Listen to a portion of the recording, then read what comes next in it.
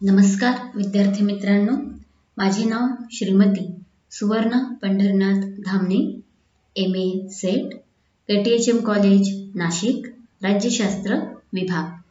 विद्यार्थ्यांनो, आज आपण राजकीय सहभाग आणि लोकमत या प्रकरणातील पुढील मुद्द्यांचा अभ्यास करणार आहोत। मागील प्रकरणात आपण राजकीय सहभागाचा अर्थ, त्याच्या व्याख्या आणि त्याच्यावर प्रभाव पाडणारे घटक यांचा अभ्यास केला होता। आता आपण राजकीय सहभागाचं स्वरूप कशावर आधारित असतं ते बघूया। व्यक्तीद्वारे राजकीय प्रक्रियेत विविध स्वरूपात सहभाग घेतला जातो, त्यामुळे राजकीय स्वरूपात विविधता आढळून येते। मग पुढील जे मुद्दे आहेत त्यांचा आपण आधार घेऊन राजकीय सहभागाचं स्वरूप कसं असतं ते बघूया। पहिला त्यातला टॉपिक आहे वैयक्तिक स्वरूप। राजकीय सहभाग हा वैयक्तिक स्वरूपाचा असतो, जिथे व्यक्ती जेव्हा एकटी असते तेव्हा ती राजकीय प्रक्रियेत सहभागी होत असते। राजकीय सहभागाचं स्वरूप वैयक्तिक असतं त्या दृष्टीने मग मतदान करणं, पक्षनिधीत योगदान देणं, राजकीय माहिती प्राप्त करणं, प्रतिनिधीशी संपर्क साधणं या माध्यमातून वैयक्तिक पातळीवर व्यक्ती स्वतःचा राजकीय सहभाग नोंदवत असते।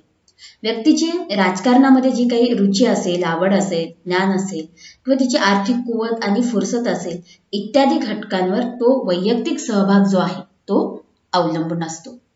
त्यानंतर राजकीय सहभागाचं दुसरं टॉपिक स्वरूपाचा भाग येतो सांघिक स्वरूप। राजकीय सहभाग ज्याप्रमाणे वैयक्तिक स्वरूपात घेतला जातो त्याचप्रमाणे तो सांघिक स्वरूपात सुद्धा असतो। मग सभा, संमेलनं, परिषदा, आंदोलन, चळवळी, प्रचार या माध्यमातून व्यक्ती जी आहे ती समूहाच्या स्वरूपात राजकीय सहभाग नोंदवत असते। आणि सांघिक स्वरूपामध्येच राजकीय सहभाग जो आहे हा आविष्कार जो आहे तो स्वातंत्र्य, राजकीय पक्षांमध्ये स्पर्धा, प्रसार माध्यमाची स्वायत्तता, राजकीय जागृतीचं प्रमाण किती आहे यासारख्या घटकांवर अवलंबून असतं। त्यानंतर तिसरा येतं ऐच्छिक स्वरूप।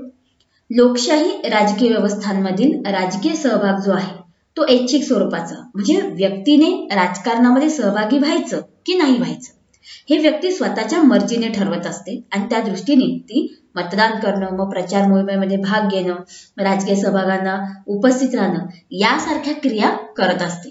तिला अशा क्रिया करण्यासाठी जबरदस्ती करता येत नाही किंवा तिच्यावर या गोष्टी लादल्या जात नाही।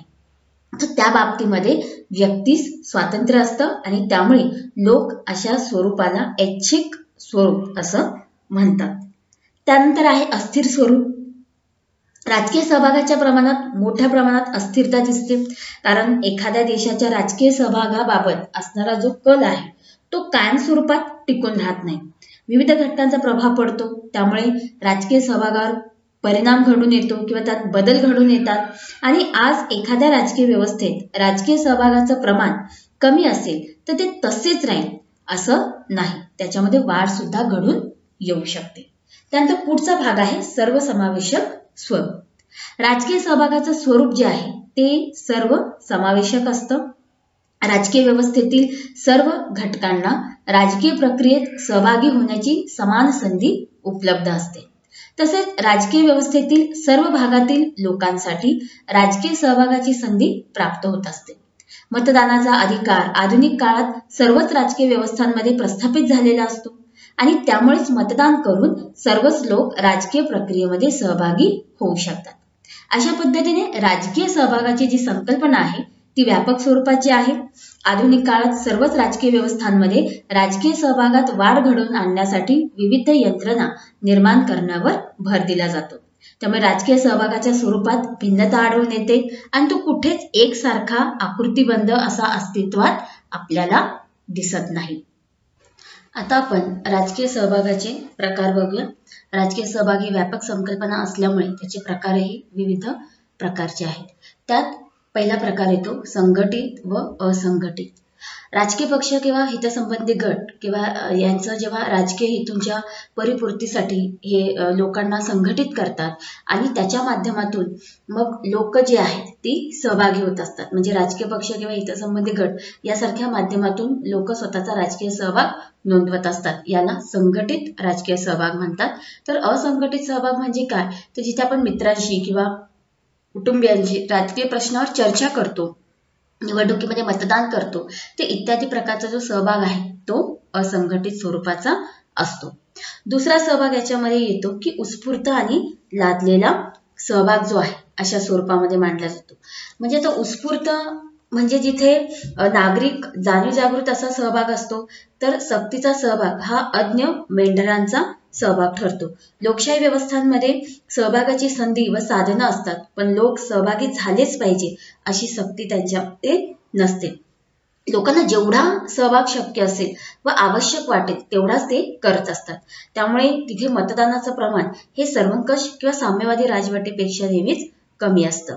धमक्या किंवा एक धाकत दाखवून काही नेते काही काळ लोकांकडून राजकीय सहभाग करून घेतात, पण तो सहभाग जो आहे तो सार्थ आणि सातत्यपूर्ण असा ठरत नाही. त्याच्यानंतर आहे वैयक्तिक व सांघिक स्वरूपाचा राजकीय सहभाग. वैयक्तिक राजकीय सहभागात मतदान, पक्षनिधीत योगदान, राजकीय माहिती मिळवणं, प्रतिनिधींशी संपर्क साधणं, पक्ष व दबाव गट यांचं सदस्यत्व स्वीकारणं इत्यादी कृतींचा समावेश होतो. म्हणजे इथे तुम्ही सभा संमेलन असतील, आंदोलन असतील, चळवळी असतील इत्यादींमध्ये आपण काय करतो, भाग घेत असतो. म्हणजे हा एक सांघिक स्वरूपामध्ये मोडतो.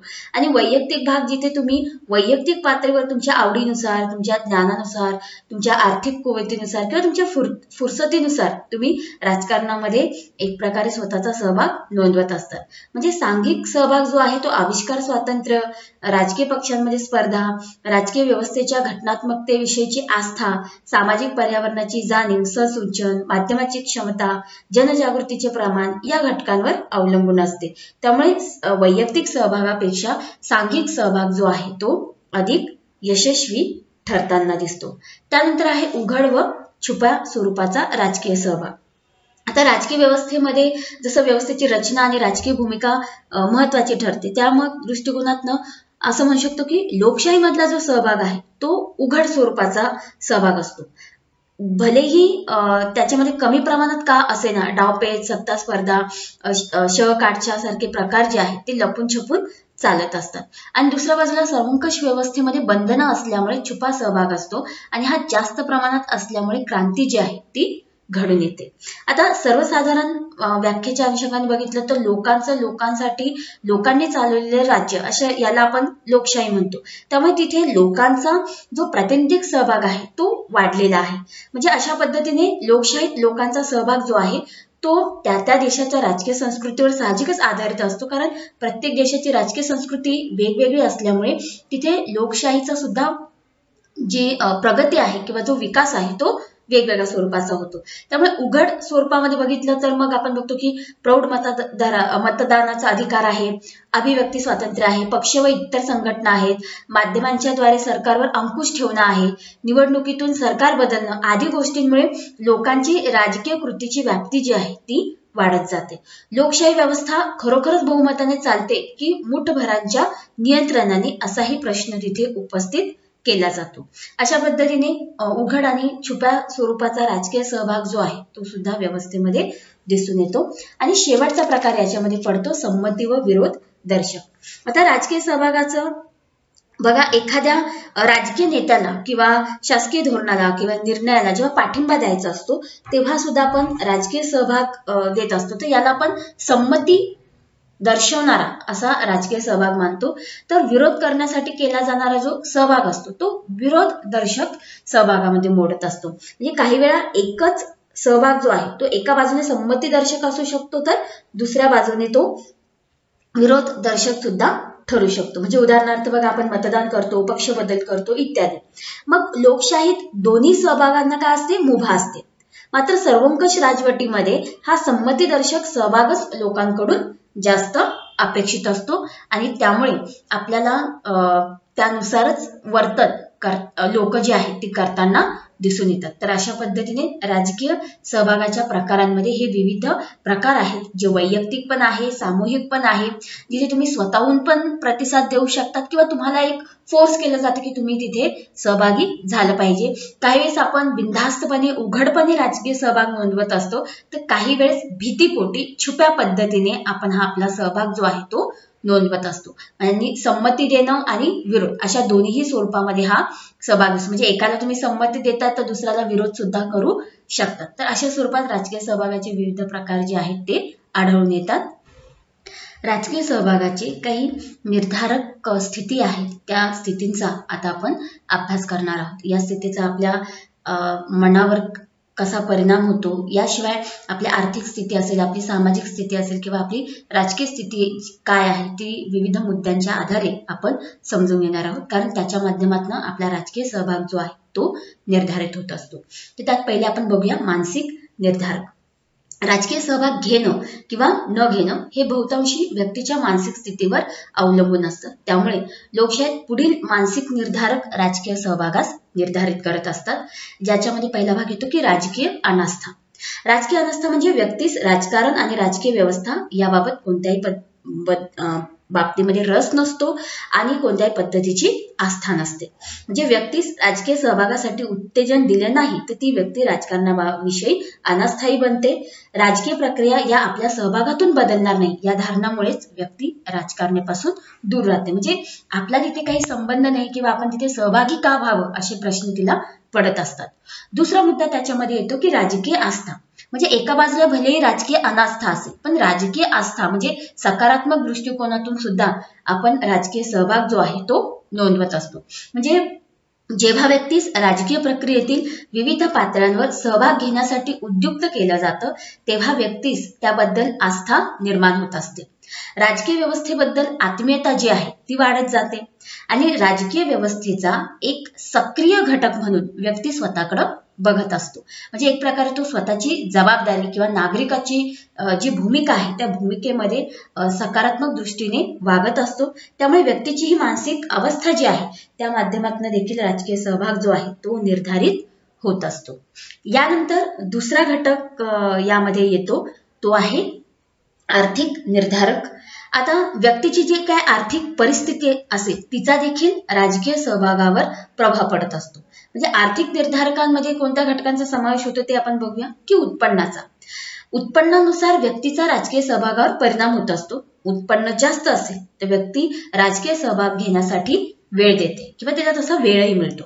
पण उत्पन्न जर कमी असेल तर व्यक्ती त्या अभावी राजकीय प्रक्रियेमध्ये सहभागी घेण्यामध्ये फारशी उत्सुक दिसत नाही किंवा तिला तेवढा वेळ मिळत नाही. दुसरा येतो की त्या व्यक्तीचा व्यवसाय काय आहे. म्हणजे व्यवसायानुसार सुद्धा व्यक्तीच्या राजकीय सहभागामध्ये किंवा त्या प्रमाणामध्ये तफावत निर्माण होते. जसं असं मानलं जातं की उच्च व्यवसाय करणारे लोक जे आहेत ते राजकीय दृष्ट्या जागृत असतात आणि त्यामुळे ते राजकीय सहभाग हा मोठ्या प्रमाणात नोंदवतात.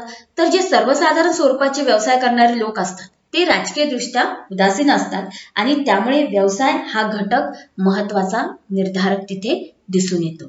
त्यानंतर आर्थिक स्थिती आहे. आर्थिक स्थिती देखील राजकीय सहभागास निर्धारित करत असते.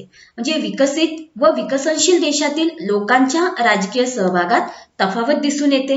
कारण विकसित देशातील लोकांची जी काही लोकशाही प्रक्रिया जी आहे ती त्यांच्यामध्ये चांगल्या पद्धतीने रुजलेली असते आणि अविकसित देश जो आहे तो आर्थिकदृष्ट्या मागासलेला असल्यामुळे राजकीय सहभागाच्या प्रमाणावर परिणाम घडून येतो. म्हणजे उदाहरणार्थ बघा की ब्रिटन असेल, अमेरिका असेल, तिथे लोकशाही पण आहे आणि ते विकसित देश आहे आणि याशिवाय तिथे लोकशाही जी आहे ती वर्षानुवर्ष तिथल्या लोकांमध्ये रुजलेली असल्यामुळे त्या दृष्टिकोनातून त्यांना तिथे एक स्थिरता प्राप्त होते आणि त्यांचा राजकीय सहभाग हा चांगल्या प्रमाणात असतो.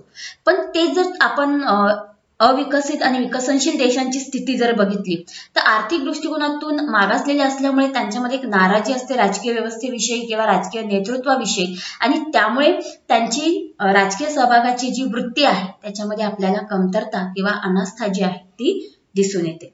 त्यानंतर याच्यामध्ये एक महत्त्वपूर्ण घटक येतो की सामाजिक निर्धारक. लोकशाहीमध्ये अनेक सामाजिक घटक जे आहेत ते व्यक्तीस राजकीय प्रक्रियेमध्ये सहभागी होण्यासाठी बाध्य करत असतात. जसा पहिला घटक येतो की शिक्षण. शिक्षणामुळे काय होतं की व्यक्तीच्या ज्ञानात भर पडते, त्याची जी संकुचित वृत्ती आहे किंवा जे वर्तन आहे ते कमी होतं. शिक्षणामुळे व्यक्तीला एक नागरिक म्हणून आपल्या जबाबदाऱ्या काय आहेत, आपलं कर्तव्य काय आहे त्याची जाणीव होते आणि तो त्या पद्धतीने व्यवहारामध्ये वावरण्याचा प्रयत्न करतो. याशिवाय मतदान करण्याचं महत्त्व काय आहे आणि या शिक्षणाच्या माध्यमातून व्यक्ती राजकीय प्रक्रियेला चांगल्या पद्धतीने समजून घेऊ शकते. त्यामुळे सुद्धा तिचा राजकीय सहभाग निर्धारित करण्याच्या दृष्टिकोनातून शिक्षण जे आहे ते महत्वपूर्ण आहे. त्यानंतर दुसरं त्याच्यामध्ये येतं सामाजिक स्थिती. आता सामाजिक स्थिती जी आहे ती अर्थातच सामाजिक प्रतिष्ठा किंवा सामाजिक प्रतिष्ठा जी आहे ती राजकीय सहभागाचा एक प्रमुख घटक आहे. तर मग त्या दृष्टिकोनातून सामाजिक स्थिती जी आहे ती राजकीय सहभागाला निर्धारित करत असते. म्हणजे सामाजिक दृष्टिकोनातून विचार करता ज्याचा स्तर उच्च असतो तो राजकीय सहभाग जास्त घेत असतो आणि ज्याचा दर्जा खालचा असतो तो राजकीय सहभाग कमी घेतो. पण वास्तविकता जर पाहिली तर बऱ्याचदा असं होतं की जे उच्च स्तरामध्ये आहे त्यांचा राजकीय सहभाग कमी असतो आणि जे सामाजिक दर्जा ज्यांचा खालचा असतो त्यांचा राजकीय सहभाग जो जास्त प्रकारचा असतो. आपण राजकीय संस्कृतीचा अभ्यास करताना बघितलं होतं की जे उच्च वर्णातले लोक असतात त्यांचा सत्तेवर प्रभाव असतो आणि स्वतःच्या हितसंबंधाच्या अनुषंगाने ते शासनाला कुठेतरी नियंत्रित करण्याचा प्रयत्न सुद्धा करत असतात. आणि दुसऱ्या बाजूला शासन जे आहे ते गरिबांचं नसतं. म्हणजे फक्त निवडणुकीच्या कालखंडामध्ये गरिबाला किंवा सामान्य व्यक्तीला महत्व प्राप्त होतं, पण इतर वेळी तिच्या विचारांना तिच्या बोलण्याला काहीच किंमत नसते किंवा ती व्यक्ती तशा स्वरूपाचं वर्तन जे आहे ते व्यवस्थेमध्ये नोंदवत असते. म्हणजे आपल्या देशामध्ये म्हणजे भारताच्या अनुषंगाने जात धर्म वंश भाषा याच्यामध्ये इतकी विविधता आहे की त्यामुळे आपल्या सामाजिक स्थितीमध्ये सुद्धा तेवढीच विविधता निर्माण होते. आणि त्यामुळे आपण बघतो की भारतात मग जातीचं राजकारण, धर्माचं राजकारण, भाषेचं राजकारण, प्रादेशिकता राजकारण दिसून येतं. आणि मग जशी प्रादेशिकता, जसं भाषा, जसं धर्म, जशी जात तशा स्वरूपामध्ये हे सामाजिक स्थिती जशी विकसित झालेली असेल किंवा ज्या पद्धतीची सामाजिक स्थिती असेल त्याच्यानुसार राजकीय सहभाग जो आहे तो निर्धारित होत असतो. त्याच्यानंतर संस्कृती हा घटक सुद्धा सामाजिक दृष्टिकोनातून खूप महत्वाचा आहे. लोकशाहीमध्ये सांस्कृतिक घटकांचा प्रभाव देखील राजकीय सहभागावर पडत असतो. जसं आपण बघतो की प्रत्येक व्यक्ती जी आहे तिची सामाजिक स्थितीची विविधता मोठ्या प्रमाणात असते. मग संस्कृतीच्या अनुषंगाने सुद्धा वंश भाषा जात धर्म यांचा जो काय प्रभाव पडतो किंवा त्या माध्यमातून व्यक्तीची जशी जडणघडण होत जाते त्याच्या आधारावर सुद्धा व्यक्तीचं राजकीय सहभाग जो आहे तो ठरत असतो. म्हणजे वेगवेगळ्या सांस्कृतिक पार्श्वभूमीचे जे लोक असतात ते आपल्या मूल्यानुसार, आपल्या श्रद्धेनुसार किंवा आपल्या विश्वासानुसार राजकीय सहभाग जो आहे तो नोंदवत असतात. यानंतर शेवटचा भाग याच्यामध्ये येतो की राजकीय निर्धार. आता राजकीय स्वरूपाचा कसा अजून प्रभाव पडतो ते आपण बघूया. की बघा पक्ष पद्धती, आपल्या देशामध्ये राजकीय पक्ष पद्धतीचा परिणाम राजकीय सहभागावर पडत असतो. मग यामध्ये राजकीय पक्षांची संख्या कशी आहे, त्यांचे उद्दिष्ट काय आहेत, त्यांचे जाहीरनामे काय आहेत आणि ते जनतेस कशा पद्धतीने राजकीय सहभाग घेण्यासाठी उद्युक्त करत असतात. या गोष्टी ज्या आहेत त्या राजकीय निर्धारकामध्ये महत्वपूर्ण ठरतात. आपण बघतो लोकशाहीमध्ये बहुपक्ष पद्धती असते, अध्यक्षीय पद्धती म्हटलं तर द्विपक्ष पद्धती आली. तर मग याच्यामध्ये बऱ्याचदा बहुपक्ष पद्धतीच्या अनुषंगाने असं म्हणतात की अनेक पक्ष असल्यामुळे काय होतं की लोकांना चॉईस मोठ्या प्रमाणात मिळते आणि तिथे राजकीय सत्तेसाठी स्पर्धा सुद्धा जी आहे ती इतक्या मोठ्या प्रमाणात होते की लोकांचं लक्ष जे आहे ते राजकीय प्रक्रियेकडे ओढलं जातं आणि मग एक उत्सुकतेपोटी का असेना तर लोक आपल्या राजकीय सहभाग वाढीवर लक्ष द्यायला लागतात किंवा लक्ष पुरवतात. त्यानंतर दुसरा भाग त्यामध्ये येतो निवडणूक पद्धतीचा. आता निवडणूक पद्धत अशी आहे की ज्याच्या माध्यमातून लोकांच्या राजकीय सहभागाला चालना मिळत असते. नियमित निवडणुका होत राहिल्या तर लोक मतदानाद्वारे आपला राजकीय सहभाग नोंदवत असतात. पक्ष पद्धतीच्या माध्यमातून किंवा आधीचे जे घटक आहेत या माध्यमातून आपलं मतदान करणं किती आवश्यक आहे किंवा आपल्या मतदानाचा किती प्रभाव पडणार आहे त्या दृष्टीने जर लोक जागृत असतील तर त्यांचा राजकीय सहभाग हा नक्कीच आपल्याला प्रभावी दिसून येतो. शिवाय निवडणूक काळामध्ये बघा प्रचार होतात, सभा होतात, उमेदवारी कोणाला मिळालेली आहे आणि ती व्यक्ती कशा पद्धतीने स्वतःचं मत जनतेपुढे मांडते की मला निवडून दिल्यानंतर मी तुमच्या हितसंबंधांसाठी काय काय करू शकतो. तर त्या अनुषंगाने लोक स्वतःसाठी उपयुक्त असा उमेदवार जो आहे तो निवडू शकतात, पण त्यासाठी त्यांना तो राजकीय सहभाग जो आहे तो नोंदवावा लागतो. यानंतर शेवटचा भाग येतो त्याच्यामध्ये सरकारची भूमिका. आता लोकशाही सारखा शासन पद्धती असेल तर तिथे राजकीय सहभाग कमी होण्यासाठी किंवा त्यात वाढ होण्यासाठी राजकीय सरकारची भूमिका काय आहे ही त्या दृष्टिकोनातून महत्वाची ठरते. म्हणजे देशातील शासन लोकांच्या राजकीय सहभाग वाढीस कितपत चालना देते आणि त्या दृष्टीने राजकीय सहभागाच्या कोणत्या यंत्रणा निर्माण करण्यात आलेल्या आहेत यावर देखील राजकीय सहभाग जो आहे तो अवलंबून असतो. अशा पद्धतीने व्यक्तीच्या मानसिक स्थितीचा, त्याच्या आर्थिक स्थितीचा, त्याच्या सामाजिक स्थितीचा, त्याच्या राजकीय स्थितीचा एक प्रकारे राजकीय सहभाग निर्धारण करण्यामध्ये एक महत्वाचा वाटा असतो आणि याच्याच आधारावर व्यक्ती स्वतःचा राजकीय सहभाग हा सकारात्मक अथवा नकारात्मक स्वरूपामध्ये नोंदवू शकते. धन्यवाद.